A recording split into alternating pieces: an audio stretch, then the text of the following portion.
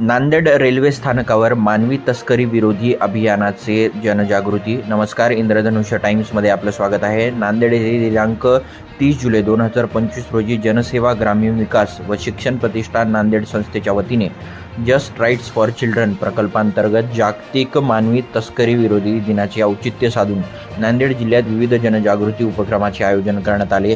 या उपक्रमाअंतर्गत नांदेड जिल्हा रेल्वे स्थानक व बस स्थानक येथे पोस्टर व बॅनरद्वारे माहिती प्रसारित करण्यात आली. तसेच ध्वनिफितीद्वारे बाल तस्करीविषयी जागृतीपर संदेश दिले गेले. प्रवासी, रेल्वे कर्मचारी, विक्रेते, दुकानदार व हमालवर्ग यांना बाल तस्करीची लक्षणे ओळखणे आणि संशयास्पद प्रकरणाची सुरक्षित तक्रार करण्याच्या प्रक्रियेबाबत माहिती देण्यात आली. या जनजागृती उपक्रमात पोलीस, महिला व बाल कल्याण विभाग, चाइल्डलाईन, रेल्वे, RPF, सरकारी रेल्वे पोलीस, GRPF यांच्यासह विविध शासकीय आणि स्वयंसेवी संस्था सहभागी झाल्या. मुख्य कार्यक्रम नांदेड रेल्वे स्थानकावरील स्थानक व्यवस्थापक कार्यालयात पार पडला.